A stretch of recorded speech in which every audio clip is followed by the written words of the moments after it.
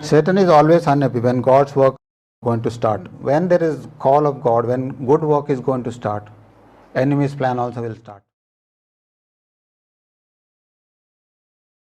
The Word of God. I'd actually appreciate if you all could on your videos. It'll be good if you all could, because it's a joy to see you all and to bless you all. I'm going to welcome our elder, Brother Ison. He's going to share the word. Let's give a great hand to the Lord and welcome him. Thank you, Lord. Thank you, Jesus. Praise you, Lord God Jesus. Shall we all bow down our heads and pray? Thank you, Lord Jesus, for this time, Lord God Jesus. Thank you, Lord, for presence, Lord, in this place, Lord God Jesus. Lord, you lead us and guide us, Lord God Jesus. Lord, thank you for each and every one, Lord. Join on this call, Lord God Jesus. Bless everyone, Lord God Jesus, Lord. Illuminate us, Lord God. Illuminate our hearts, Lord. Minds, Lord, with your word, Lord, today, Lord God Jesus. So that we will be, Lord, doers of your word, Lord God Jesus. Use me today, Lord God, as your mouthpiece, Lord God, to share your word, Lord God Jesus. Rest of the moment I commit into your hand, Holy Spirit. Lead me, guide me. I thank you, Lord. I pray in Jesus' most precious name, I pray and declare. Amen. Praise the Lord. I thank Lord for this opportunity. Thank Pastor for giving this opportunity today to share his word. So it's a privilege to share God's word anytime, isn't it? So today I would like to speak about something about leadership, something about project management, something about rebuilding. And guess what I'm going to talk? So I'm going to talk from the book of Nehemiah. Nehemiah was a great leader. He had all the qualities of leadership. If you go through the entire book, there are 13 chapters. Right from beginning till end, if you see, it's all about leadership. It's all about beautiful project management. And today we'll talk about rebuilding the wall of Jerusalem. So when God had put a burden in Nehemiah's heart, and he pondered on it, and he had a vision regarding the burden that he had, and he could communicate his vision, get the required approvals, ask for things, recruit the team, delegate the work. Even he had perseverance, towards the opposition. Whenever opposition came up, he had that quality to, nicely take it forward. So leadership defines the influence. So are we all influencers? Are we all leaders? Yes, we are leaders, isn't it? Yes. When we follow Christ, when we accept him as a personal savior, we are the influencers. When we are the influencers, we are the leaders, isn't it? So let me just take you back a little into history. Everyone likes story, isn't it? This is his story. Okay. First I will give a little bit of history, and then we'll get into story of Nehemiah. So this is about BC, 400 BC, about 400 years before the birth of Christ. So the nation of Israel, it was in a complete mess. So people were in distress, people were in reproach. So it's all happened because of disobedience. If I had to go a little bit into history again, it all started from kings of Jerusalem, kings of Israel. They were disobedient, or the people of Israel, they were disobedient to the word of God. It started right from King Solomon towards the end of his reign. Then it continued year after year, kings after kings. So they were not only disobeyed, they even rebelled. There's a difference between disobedience and rebelling. Disobedience is whatever God has said, not doing it. But doing against it is rebelling. That's what the people of Israel did. They bow down to other gods and what all other things, it is all mentioned in the in the word of God. So God had told that I'll scatter if you don't follow my commandments. I will destroy you, I will scatter you all over. That is what is happening here. So during those days, Babylon, that was a superpower then. Initially, Jerusalem was a superpower, then Babylon became a superpower. King Nebuchadnezzar, he came to Jerusalem, he destroyed the city, he captured everything, he destroyed the temple, he destroyed the walls, everything was destroyed. It was in a big mess. So then he took all the people, may not be all the people, a lot of people as the captives to Babylon. It was estimated that about 2 to 3 million people were taken. It's about, say, 20-25 lakhs of people. So then later, people, Jews over there, they settled down there. They forgot, so many people forgot about Jerusalem, coming back to the promised land. Some people there only, they worshipped their God of their fathers. They settled there. They brought up their children in a godly way. Some people just forgot, and they never even thought of promise that God has given to Abraham, Isaac, and Jacob, that He will bring them back and settle them over there. But but there are so many people who went there as captives. They raised to the position of prominence. We can see Daniel, we can see all his three friends, and Queen Esther, Nehemiah, Mordecai. There are so many people came into prominence. These were the very faithful people, they came into prominence. But after 7 years of captivity from Babylon, now Babylon is not anymore the superpower. Now Persia has taken over. Persia is the superpower.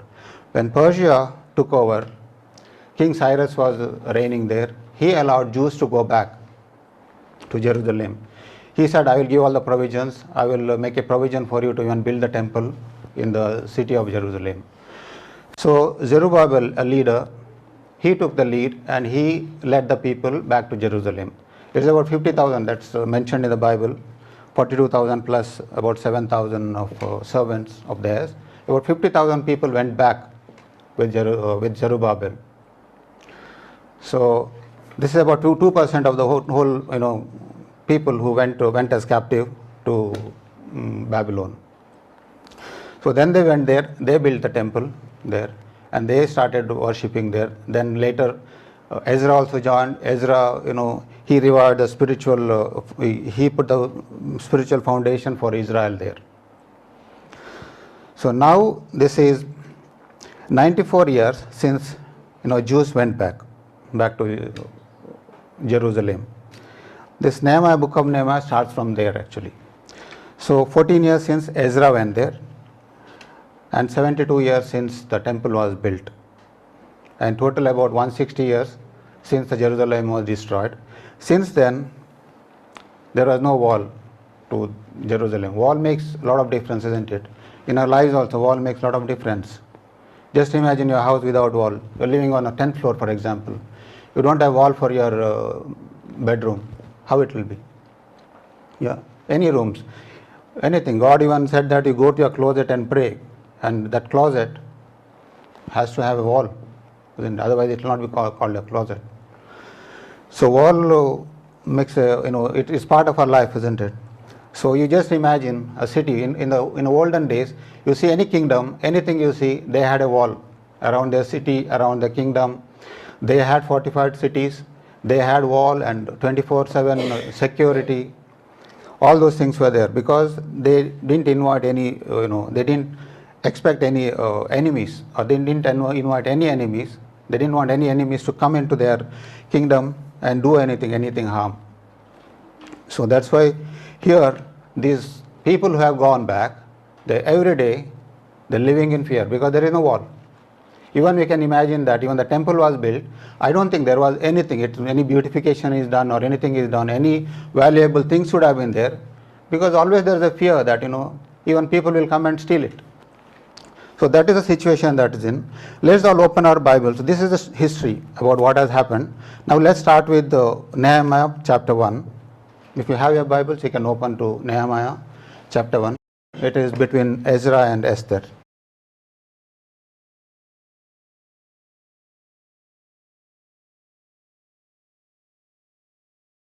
I'll read from verse 1.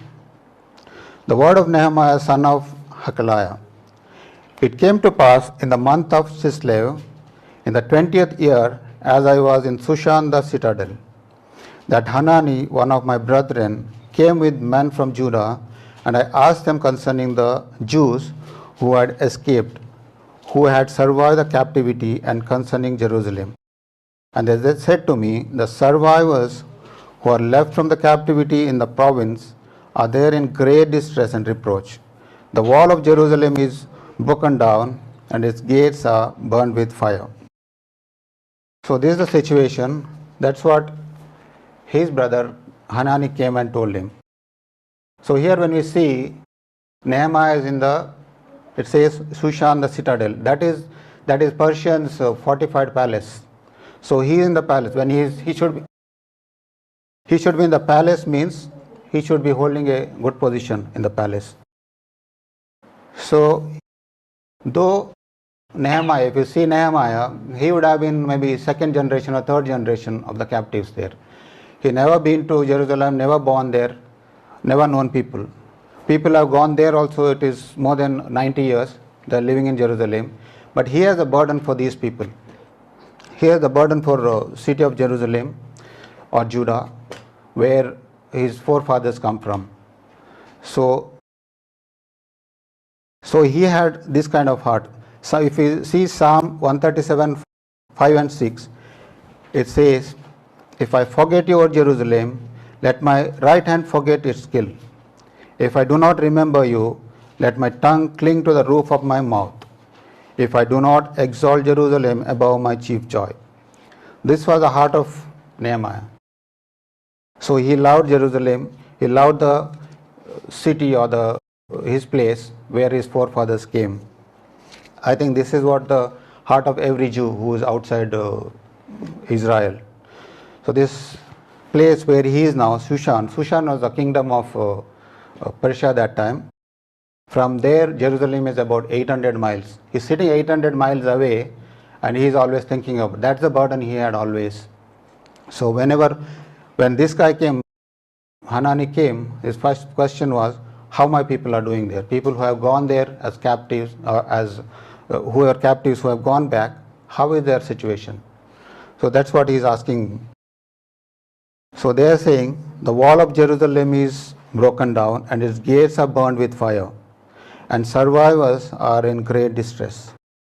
The wall of Jerusalem broken down or gates burnt is not new thing, it's there since 160 years or more. But he is saying the survivors are in great distress. When anyone calls anyone survivors, it's not a good title, isn't it? So survivor means, okay, they are just surviving there. They are not living their life to the fullest. They are just surviving there, just the hike of it, they are living. So are we all survivors? No, we are not survivors. God has called us for a bigger purpose. If you see Romans 37, it says, we are not survivors even, we are not even conquerors. God says, we are more than conquerors through Him who loved us. Amen. We are all more than conquerors, we are not survivors. But when Nehemiah heard this, the survivors, they are in distress, they are in reproach, his heart melted.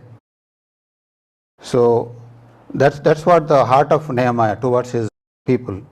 So when God puts any burden in your heart about the kingdom of God, the first thing that we have to start is we have to start from our heart. Yeah? Everything, we have to start from the heart. If you have a passion, it should start from your heart. So if you have a passion, if God has given you a burden, you should have a passion to accomplish it. So Proverbs 13:12 says, hope deferred makes the heart sick, but when the desire comes, it's the tree of life. This is what the pain Nehemiah is going here. It says hope deferred makes the heart sick. That's what is happening to him. He would have, when he asked Hanani, he would have, expected different answer maybe. That he is saying, oh, everyone is doing very well, they are very well settled. That's what he was expected, but the answer he heard is different. So definitely his heart would have melted that time. So that's what it says, hope deferred makes the heart sick. That's what the situation of Nehemiah out here. So when God gives any mission, so He will make sure that it abides in you. And even if your heart is of stone, He will make your heart as a flesh. As it says in Ezekiel 36:26, I will make the heart of stone out of your flesh and give you a heart of flesh. So that's what he is doing in Nehemiah's heart here. Whatever burden he has given, he's changing his heart so that he will have a burden. Everyone on the call, maybe someone, if you have a desire in your heart, or God has put a burden in your heart, today God will make your heart transform your heart from stone to flesh. I don't know whoever is talking, but God will use you mightily for if you have a burden in your heart, God has given a burden, God will turn your heart into heart of flesh. Amen. Christianity is not about character modification. It's about heart transformation. Amen. So next verse says, I sat down and wept. Word of God says in verse 4, so it was when I heard these words that I sat down and wept and mourned for many days. I was fasting and praying before the God of heaven. So if it happens with us also, in so many people, if you hear a bad news or sad news, you will not have any strength to stand. You have to sit, and then you have to maybe drink a glass of water, then you can talk. That's what happens here. He sat down and wept. That's what the condition of Nehemiah when he heard that bad news about his people. And he mourned for many days. That's what the word of God says. So first thing what I said is it should start from your heart. Yeah. So second thing is, it's about pray without delay. If there is any situation, we are in a difficult situation, any problems, it will start with the prayer. So usually our practice is what happens. Any problem comes, for example, anyone is sick at home. If you are sick, what we think, first thing that we think is, okay, we have all toll-free numbers of the clinics. We'll just immediately call, book an appointment and fix it. Then we think that we are safe. Then in between the appointment you have a time, then you will pray, think of praying. That's what happens, isn't it, usually? But here it's not the case with Nehemiah. The moment he heard this, he started praying. So he is saying, I was fasting and praying before God of heaven. Nehemiah's first reaction is to pray. So we can see here what Nehemiah did not do. Usually what happens, any problem comes, anything comes, what we do is complain about it. We whine about it, or we will find some person, okay, because of this person it has happened. But nowhere it's mentioned that he cribbed about anything, but he just went on his knees. So, and he says he prayed to God of heaven. He knew, okay, he was not born in Jerusalem. He never knew about Jerusalem. He never, but we can see here that how was his upbringing. His parents, his forefathers, how they would have brought him up in a godly ways. So he knew who is God. He prays to God of heaven.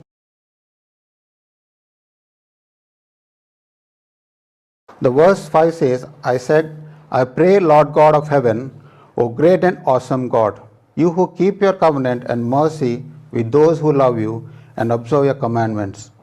And verse 6 says, please let your ear be attentive and your eyes open, that you may hear the prayer of your servant, which I pray before you now, day and night, for the children of Israel, your servants, and confess the sins of the children of Israel, which we have sinned against you, both my father's house and I have sinned. We have acted very corruptly against you, and have not kept the commandments and the statutes, nor the ordinances which you commanded your servant Moses. So first thing is, okay, prayer. So you have a mission. If the prayer is not absolute necessary to accomplish it, so it is not big enough, definitely. I'll say again, if the prayer is not absolute necessary to accomplish your vision, your goal is not big enough. But when we see here, he started with the prayer. This, when we see further, if you go down, he prayed for 4 months before he could go and stand in front of the king to ask for his favor. So it is God's wisdom that he will prepare the people. he all put the jigsaw puzzles in a place when the time comes. So he would have definitely, waited for Nehemiah to come to a leadership position. Then he was in leadership position. Then he could speak to the king, get his favor, and do this work. God is his own ways of doing things. So he waited on God's presence so that he will get the right time to talk to the king. So if you see Isaiah 40:31 says, "But those who wait on the Lord shall renew their strength. They shall mount up with wings like eagles. They shall run and not weary. They shall walk and not faint." So he went to God, and his stress, everything he released by his prayer. Everything he put the burden on God, and he was waiting upon God for the right time. So first thing I said is it starts from the heart. Second thing is pray without delay. Third thing is you confess your mess. Whatever mess has been done earlier, you confess it. That's what he is doing here. In verse 6, second part, it says, "So confess the sins of the children of Israel, which we have sinned against you. Both my father's house and I have sinned. We have acted very corruptly against you, and have not kept the commandments, the statutes, nor the ordinances which you commanded your servant Moses." So what Nehemiah has done, he has not done anything. His forefathers have done, but he is taking the responsibility. He is saying, "We have sinned, I have sinned." He is speaking for his father's house. He is taking the ownership of whatever has been done. So what is in humility, he is going before God and confessing all the sins on behalf of his father's house, on behalf of his forefathers. So the third thing is that's what, confess the mess, whatever has happened. So you are going before God and confessing sin passionately.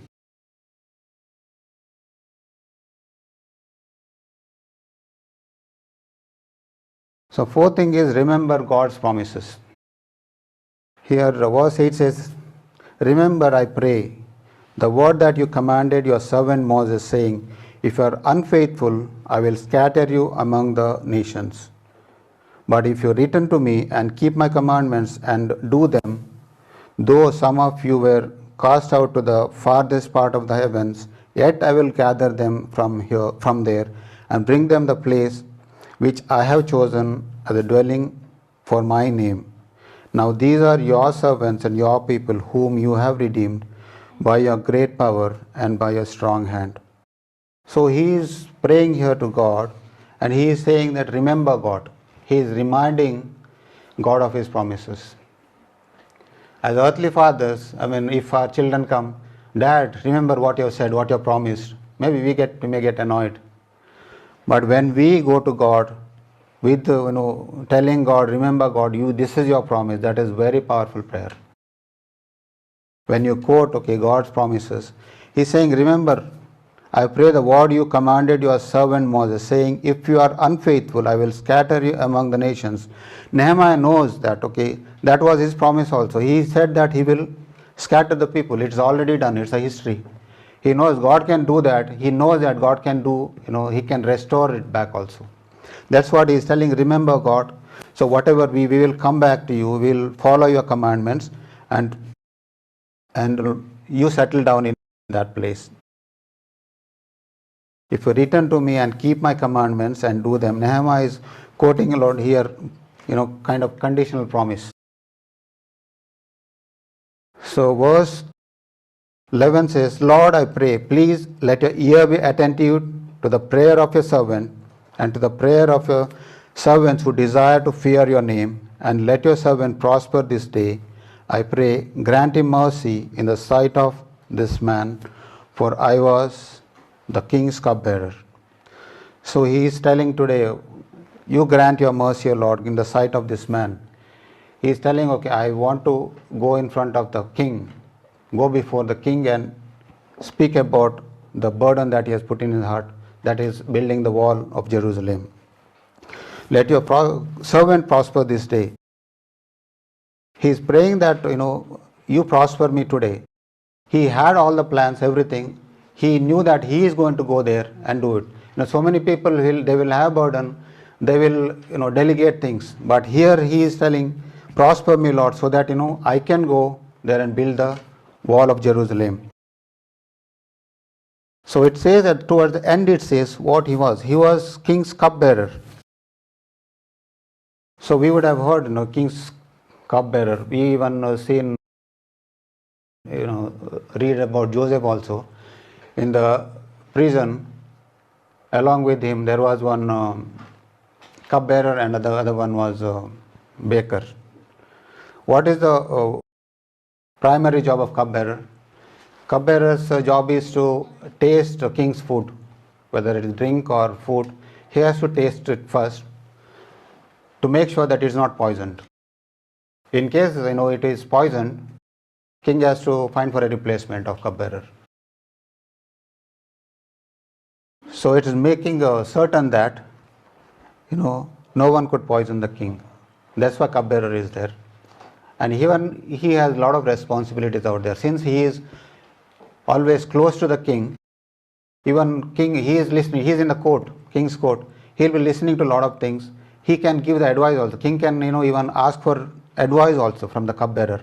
That's what, see, it is very, this criteria to select one cupbearer, it was not an easy job. This cupbearer job is a dream job for anyone. It was a very powerful job. So here the criteria is usually, that's what it says, they should be very wise, they should be very learned people, they should know the law of the land, they should be trustworthy, definitely they should be trustworthy, and they should be good looking, they should be handsome. So there is a tremendous amount of trust on his cupbearer from the king always. Now come to the second part, second chapter. So this is a time now comes for him to stand before the king to make a request. Chapter 2, verse 1 says, 1 and 2 says, and it came to pass in the month of Nisan, in the 20th year of King Artaxerxes, when wine was before him, that I took the wine and gave it to the king. Now I had never been sad in his presence before. Therefore the king said to me, why is your face sad, since you are not sick? This is nothing but sorrow of your heart. So I became dreadfully afraid. See, Nisan, when we see the first Chislev or Kislev, they say, that is maybe November, December, between November and December. The Nisan is between March and April. So that means more than 4 months. When he got the burden until here, it is more than 4 months. Nehemiah was on his knees. He was praying to God to give an opportunity where he can go to the king and speak to him and get his permission. So here King Artaxerxes is a king that time. It was his 20th year. King Artaxerxes is Esther's stepson, King Ahasuerus' son. So it says, I took the wine and gave it to the king in the month of Nisan, in the 20th year of King Artaxerxes. So here king is asking, why your face is sad? So he says, so I became dreadfully afraid. Why he was afraid? First thing is, okay, he had a lot of things to talk about. Okay, he had to pour out his heart before king about his personal problems. So though you are working for king, if you have to tell your personal problems to king, you don't know whether he will accept anything or whether he will heed to his voice. You don't know. But definitely he would have had the confidence that 4 months of prayer will pay for it. So other thing is why he was dreadful. So it was a protocol in king's court that everyone should be cheerful. They should not be sad, because king has to take a lot of important decisions in the court. So they should be cheerful. The environment out there should be cheerful. If anyone is sad, king can tell anything, take his head off maybe. You don't know those days. So he was dreadfully afraid, either for that or maybe for the second reason why he had to open his mouth and speak to him.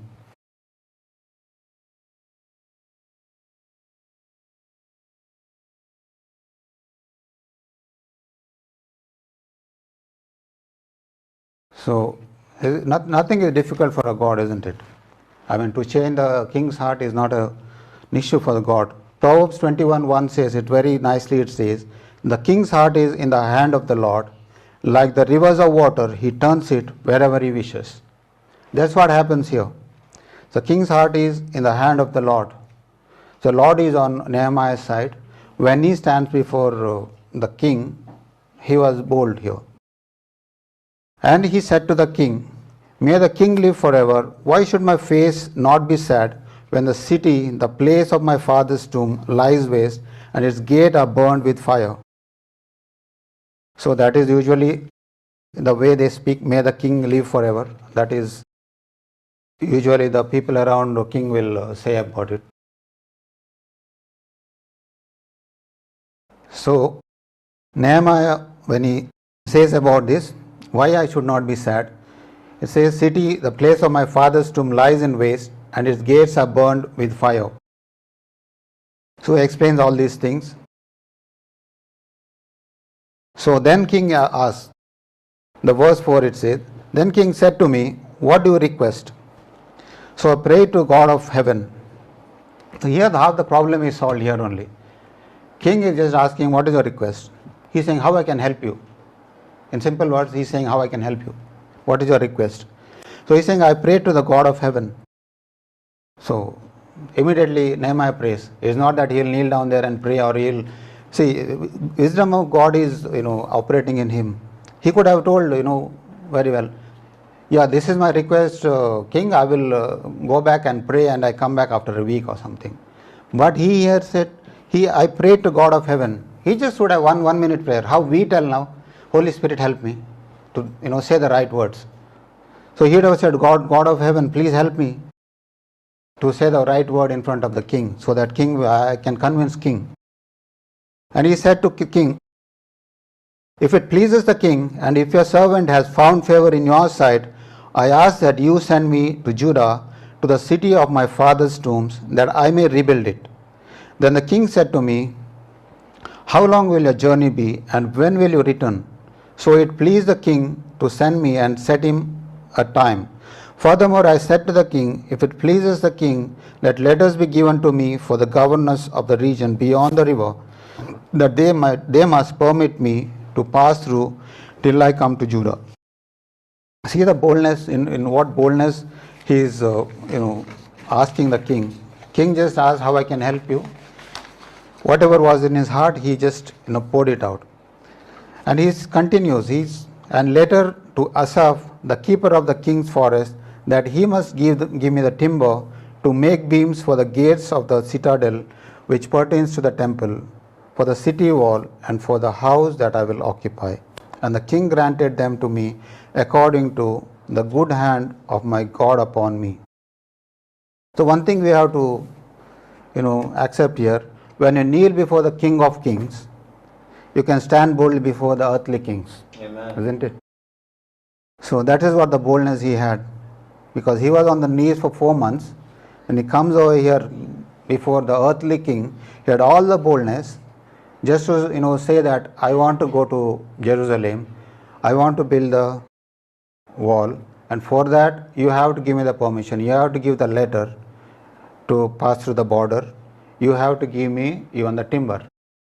So all whatever he wanted, he asked, and king granted everything. That's what I said. When he asked, what is your request? That was it, Everything was done. It is God's doing anyways. It's not Nehemiah's doing, it's God's doing. So when we see here, he is saying also, he set the time. So king is asking him, when you will return, and he said, I set him a time also. So in these 4 months, we can see that he was not just praying also. God had given him the clear blueprint, what has to be done. Along with God, every plan, he had. So when king asked, he had all the plan. What he knew that whatever he wanted from the king. So whatever was there in his heart, he asked for everything. So it pleased the king, and he allowed him to go with all the letters, everything.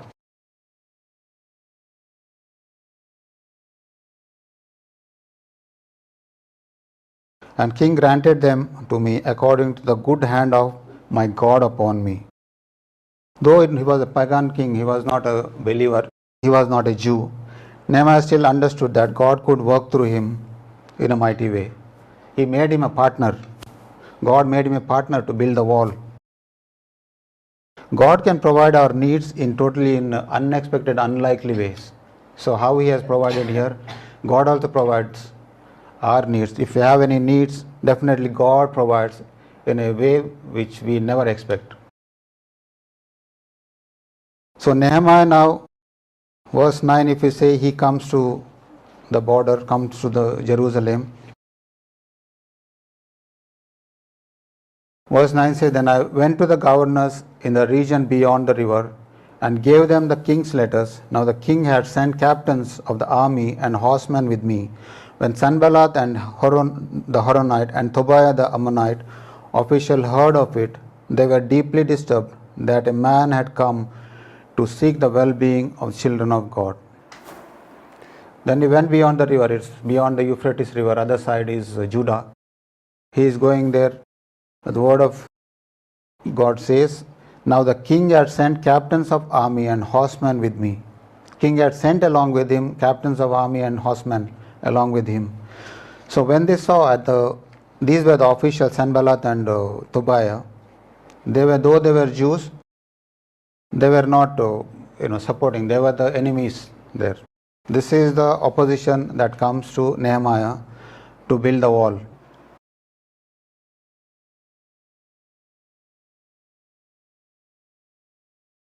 The word of God said they were deeply disturbed that the man had come to seek the well-being of the children of Israel. They wanted the people to be feeble, people to be in poverty. People should come to them for every need. That's what happens in today's world also. People try to oppress others, and they always want them to come to them for any help. So that's what the objective of these people also, so that they didn't want Nehemiah to build the wall. See, this opposition, when God's work is being done, devil is always alert. When good work is done, he knows what the right time to enter and disturb the peace there. So nothing has happened till now.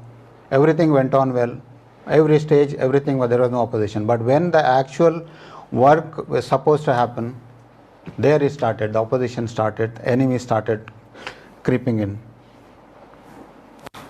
So Nehemiah, he came to Jerusalem and stayed there for 3 days.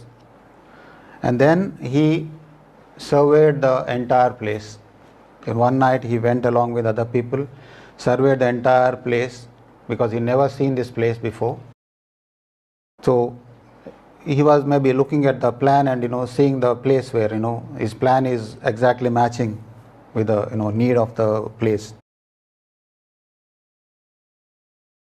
But till now he has not told anyone that for what he has come, what is his objective coming over there.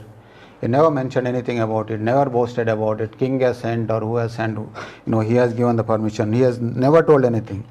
Sometimes it's very important that God puts a burden in our heart till the right time, till God tells you that you tell this to people.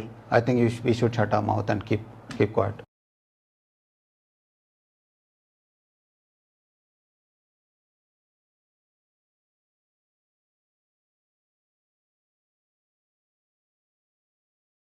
Nehemiah came to Jerusalem with full of heart, full of prayer, full of faith, full of wisdom, full of God's vision, full of support from the king.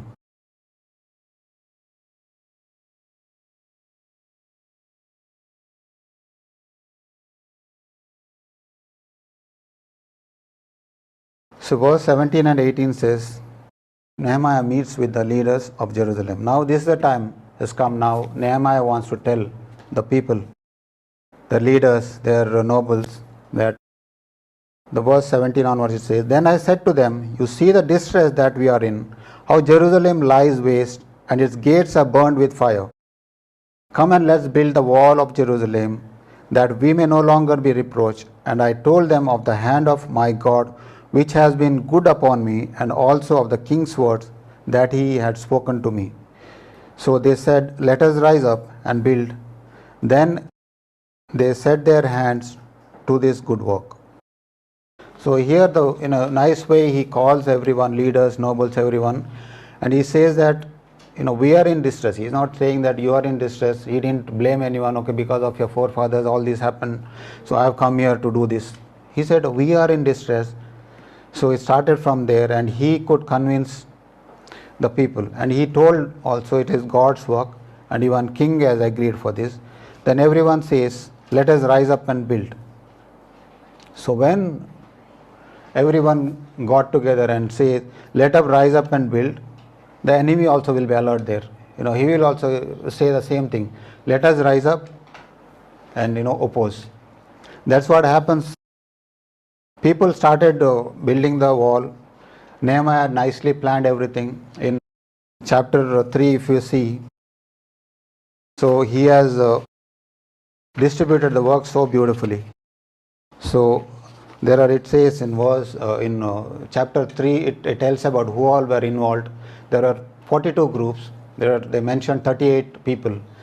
He has given each piece of the work of the wall to different groups, and simultaneously, parallelly, it was going on. So it is not that when we say that wall, it is not a wall of 2 bricks. It is olden days wall of China, if you say, maybe. The people can walk, vehicle can pass on that. It is, in those days, maybe, horses, chariots, people could walk on it. That thick the wall is. On top of that, there will be security people sitting there. So it was in trouble. Now people are building it. So this is a very good statement out here. Let us rise up and build. So all were together in one accord. Everyone is, ready to do this work, because they knew the distress there when the city without wall, how it is, without protection, without security. So here, if you see verse 19, the opposition rises here. But when Sanballat and Horonite, Tobiah the Ammonite official, the Geshem, the Arab, heard of it, they laughed at us and despised us and said, what is this thing that you are doing? Will you rebel against the king?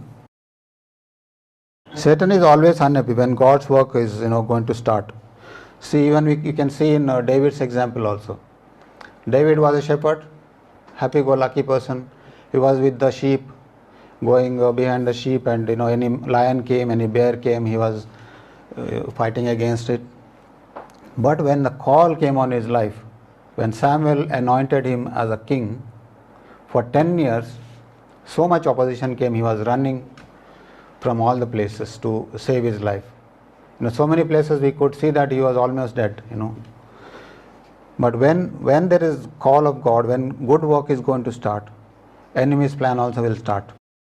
So that's what happens here. These people, Sanballat and Tobiah and Geshem, they started ridiculing him and trying to bring a blockage to this work. So then they're asking even, will you rebel against the king? Always Nehemiah is telling is, it's God's work. God has prospered him. This is God's work. God is going to fulfill it. But for them still, king, I think king is the highest, authority for them. So they are saying, do you go against? But still here, the way Nehemiah responds to them, now although he is not telling that he was a cupbearer and he knows king personally, nothing he boasts about it. But here he says, I answered them and said to them, the God of heaven himself will prosper us. Therefore, we his servants will arise and build. But you have no heritage or right or memorial in Jerusalem. So he's telling that God is doing it, God will prosper us, and God will make it happen, that we will build the wall. But you have no part in this, okay? He's indirectly saying, you just better, go away from here. You have nothing to do with, God's work. So that's what he's saying. You don't belong here. God is doing a great work here. You don't want to be part of it. You just move on. So that's what I said in chapter 3. It is all about building the wall, who all were involved. But even if you see there, Nehemiah's name is not there at all. There are 38 people's name written, 42 groups who worked together to build the wall. Then again more opposition comes. In chapter 4 if you see, then the opposition and ridicule by Sanballat, Tobiah and Geshem. So it says in chapter 4, but it so happened when Sanballat heard that we were rebuilding the wall, that he was furious and very indignant and mocked the Jews, and he spoke before his brethren and the army of Samaria and said, what are these feeble Jews doing? Will they fortify themselves? Will they offer sacrifices? Will they complete it in a day? Will they revive the stones from the heaps of rubbish, stones that are burned? Now Tobiah and Ammonite was beside him, and he said, whatever they build, if even a fox goes upon it, he will break down their stone wall. So this is the ridicule. These are the things that they were talking about. But behind the back, they were threatening people. Must be, Then verse 10 says, then Judah says, the strength of the laborers is failing, and there is so much rubbish that are not able to build the wall. We are not able to build the wall. See, there is a lot of discouragement within. One is the opposition from outside. Now this opposition from inside. It says, we are not able to build the wall. This rubbish. He's also telling the same word what Sanballat said. The rubbish, heap of rubbish.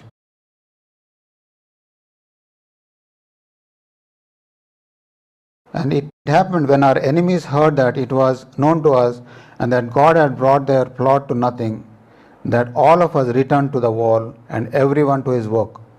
This verse 15 says, and it happened when our enemies heard that it was known to us and God had brought their plot to nothing, that all of us returned to the wall and everyone to his work.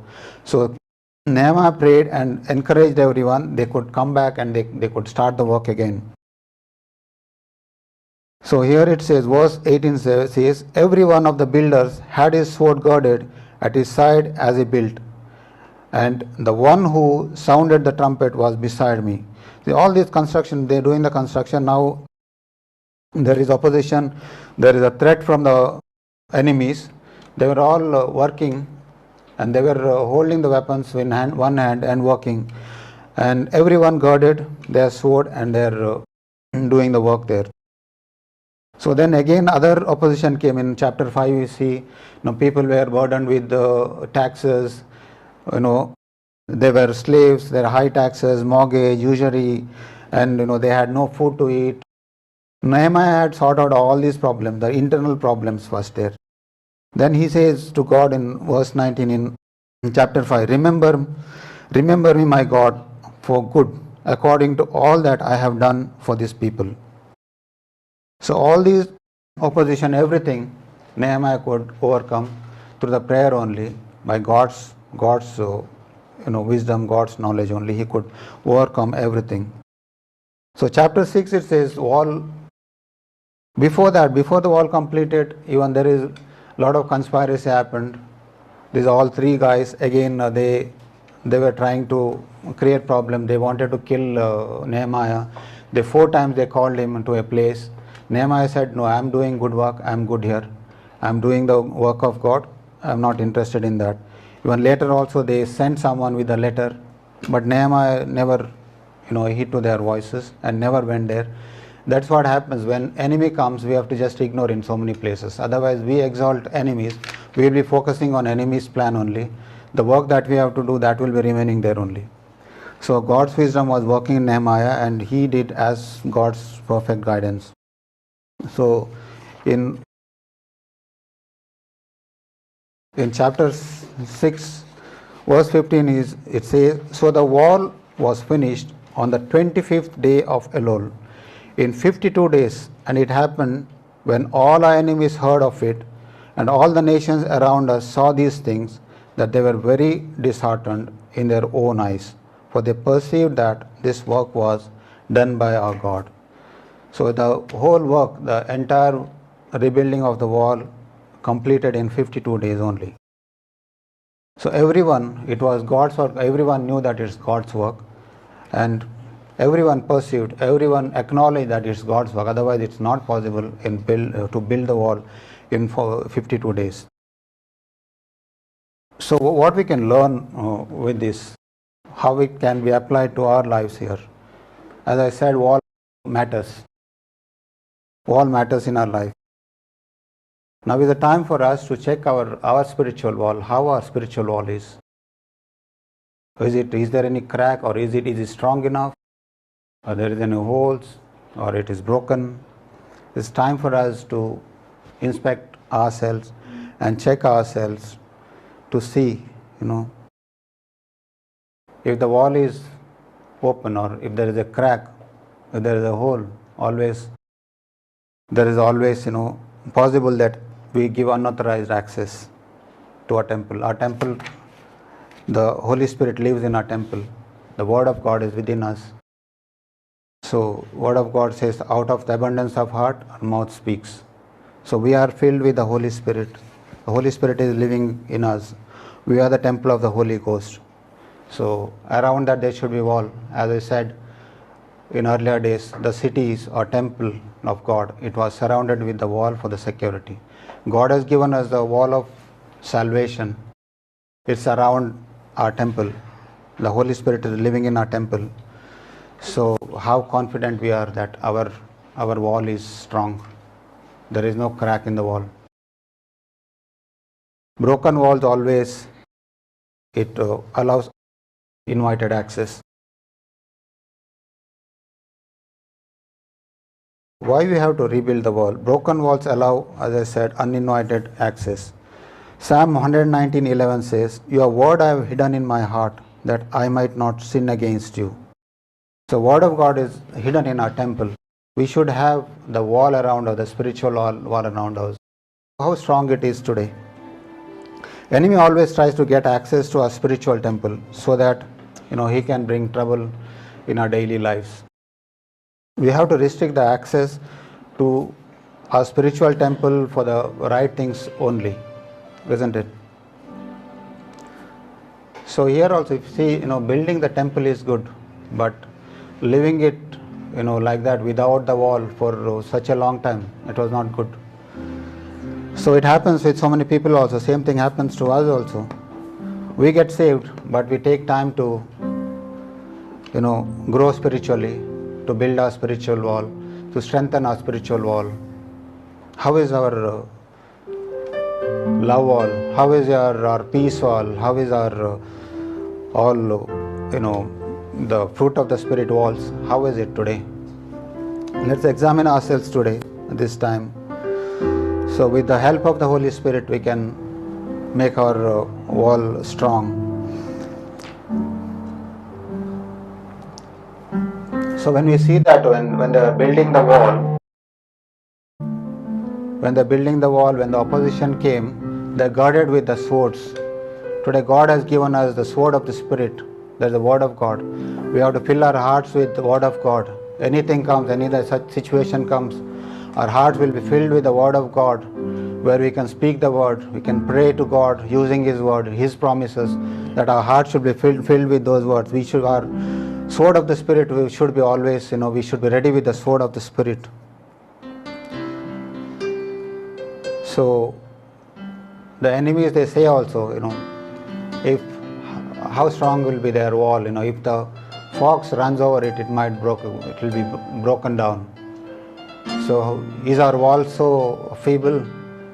It is like he's saying that if anyone says anything, small things, any word of discouragement, anything comes, any opposition comes, any small problems comes, we fall off. So how strong is our wall today? How strong is the spiritual wall today?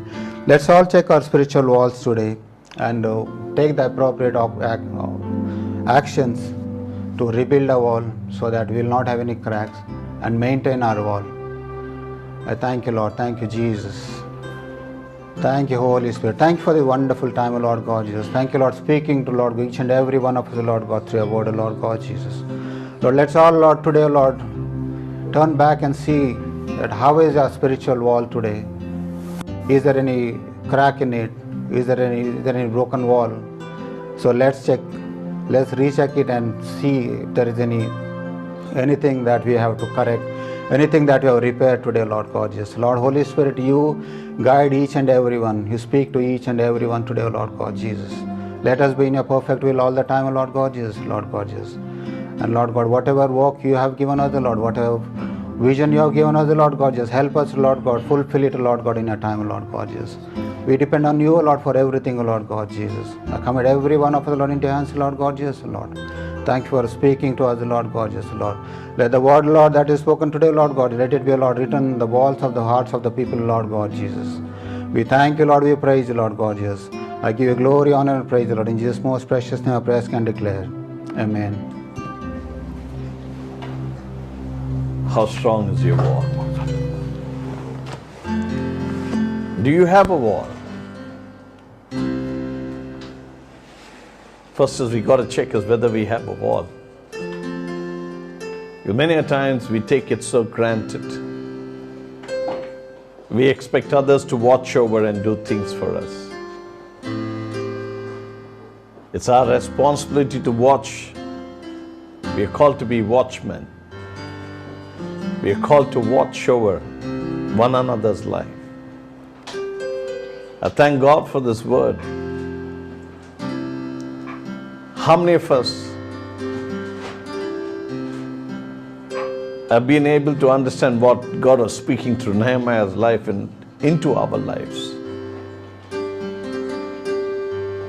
10 important things God spoke. I don't know how much, there are many more, but at least minimum 10 important things that God spoke. Can we, for a moment, just look into our life and see whether these 10 things at least, they're in our day-to-day life? First thing is concern over the brethren. We are so caught up, we are so concerned about ourselves. But how many of us are concerned for our brethren? Nehemiah was so concerned. He was in a very comfortable place. It was not required for him to be bothered. But even in that comfort zone, in the comfort place where he was concerned about his brethren. Today we might be, some of us might be in a very comfort situation, all well settled, everything is fine. But are we concerned about our brethren in the body of Christ? It's a call, it's an awakening message for us to learn to come out of that selfishness, come out of that zone, that comfort, that blessed zone that we are. Open the windows and the doors of our houses and of our hearts to see, have a greater vision that God has in us and through us for His people. It's time that the church began to be worried and concerned and have a concern and get to know about their brethren. It's not me, my church. It's me and my Father's house. It's God's church. No single human being in this universe can ever say it's my church. God has appointed you and me to be watchmen, to watch over and to take care of the flocks. But that doesn't mean that you got to be a pastor, an apostle, or an evangelist, or an teacher, or a prophet. You could be just an ordinary person in the church, but in the eyes of God, you're most important person. You're called to watch. You're called to bring restoration. You're called to bring revival. Wherever you are, whatever position you are in, first important thing, concern for your brethren, concern for your family, concern for the body of Christ. Everyone say, it's my responsibility to be concerned of the body of Christ. We got to be concerned. We got to pray when we get to know something. Nehemiah came to know that there was persecution. He came to know that there was destruction. Next moment, what it was? He fasted and prayed. When you and I get to hear of what is happening to the body of Christ, what's happening to our nation, it's time that as a body of Christ, as a church, as a family, as members of God's house, as members of Father's house,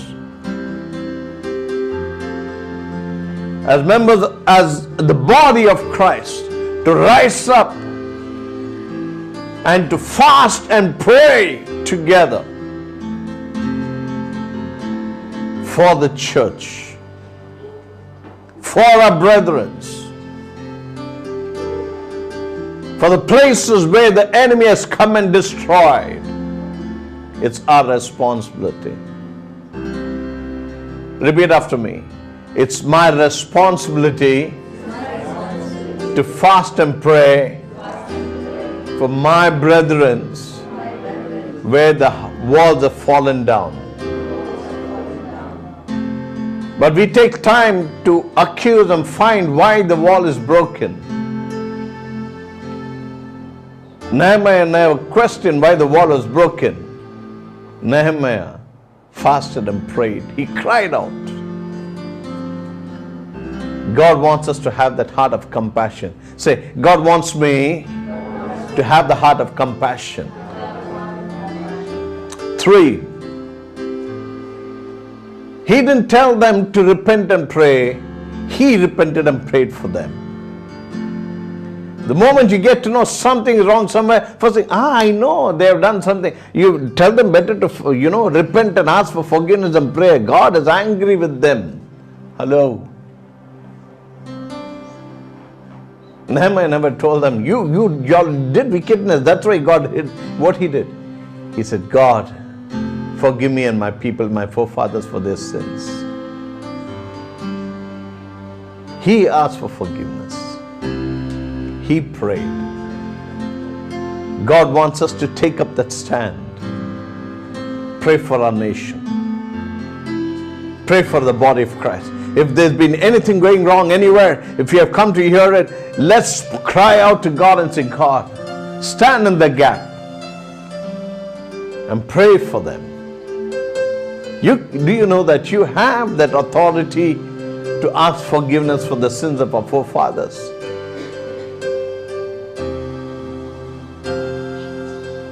We can do that. 4th is repentance. We ourselves have to also repent. We walk with so much of false humility, false pride. We think we know everything. We think we are greater, better than others. Oh, what do you know? I know much more than you. God wants humility.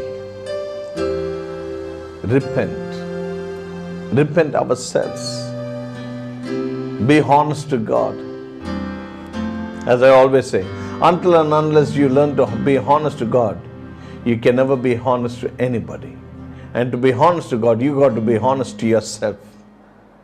Acknowledge your shortcomings, your failures. Humble before God. Humility. God wants humility. God seeks for people who are humble.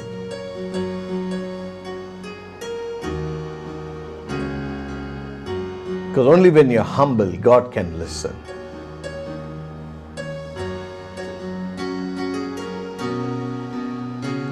Fifth one, claim the promises. Thank God for the promises He's given for His church. Claim those promises. Speak those promises. Release those promises. We always speak it for ourselves, but for the body of Christ, it's our responsibility to release the promises of God.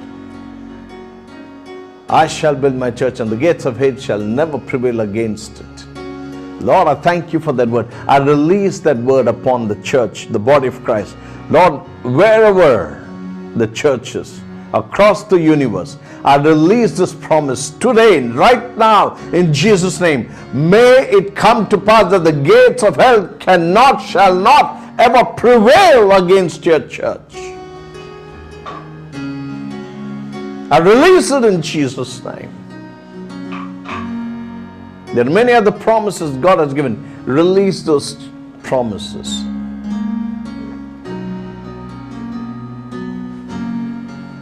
Fear the Lord and allow Lord to prosper you. When we fear God, God will prosper us. Prospering with the fear of God enables us to build His kingdom. It enables to have the resources. It enables us to have the influences. It enables us to prosper in all ways, with relationships, with connections, with everything, when we fear God and walk in humility. And when you ask Him to prosper you, He will prosper you, for it pleases God to see His children prosper. We are called to be blessed the nations. Our hands are blessed. Everyone say, my hands are blessed. I'm prosperous.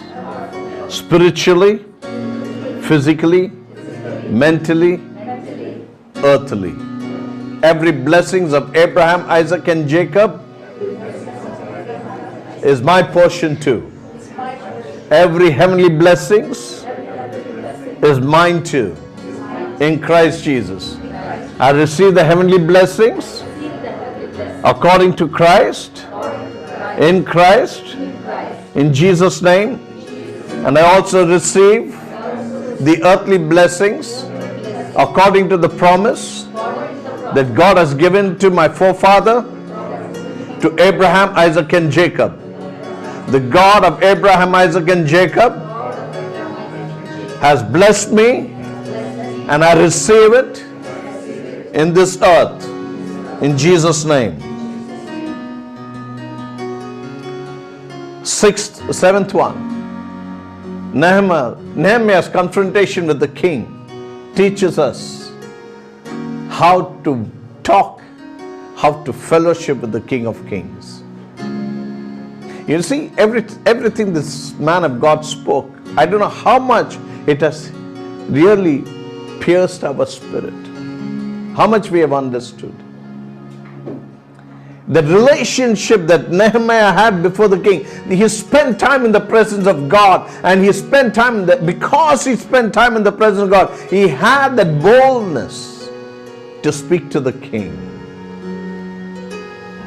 When you just wait in the presence of the Lord, that love and that relationship will give you the boldness to speak to the Father. And He wants you to have that relationship. And when you do that, God prospers all your ways. Eighth, your enemies will be troubled. When you stand for the ways of God, your enemies will be troubled. They have to be troubled. If your enemies are still friends of yours, there's a problem. But when your enemies are troubled, know that the hour has come for them to flee. When your enemies are troubled, know one thing: God is at work.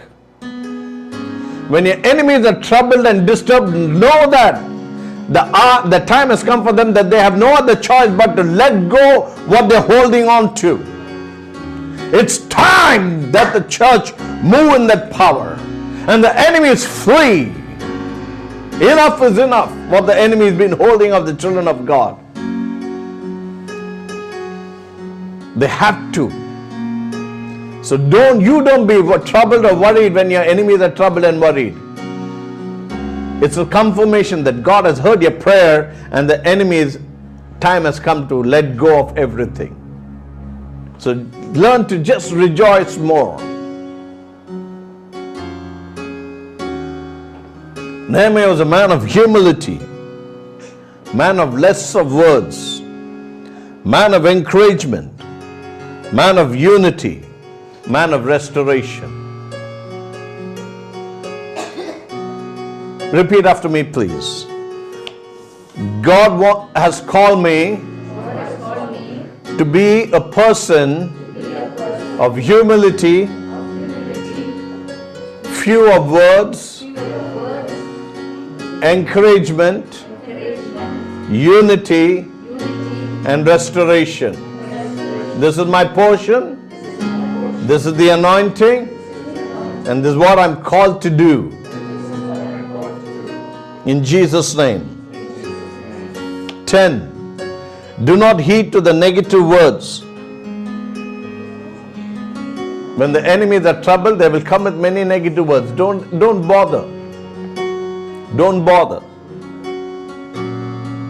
Because the good work that God has begun in your life, He is more than faithful to finish it. The good work that God has begun in your life, He is more than faithful to accomplish it, to complete it.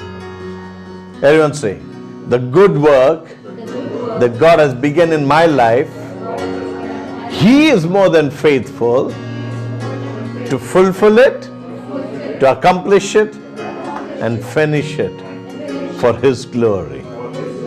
Hallelujah. God bless you.